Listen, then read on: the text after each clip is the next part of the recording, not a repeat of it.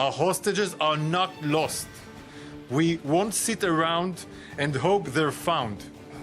We will rescue our hostages at all costs. It is our duty, it is our moral responsibility of the Israeli Defense Forces. It's why we fight and why we must keep on fighting until all our hostages are home.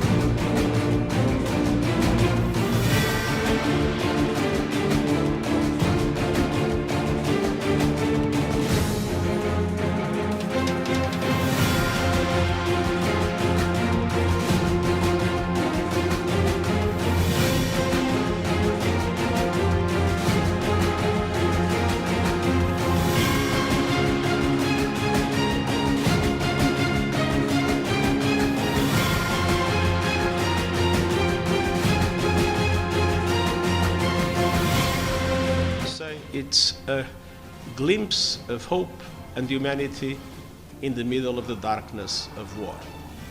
And I strongly hope that this will enable us to increase even more the humanitarian aid to the people in Gaza that is suffering so much, knowing that even with that additional amount of time, it will be impossible to satisfy all the dramatic needs of the population in Gaza.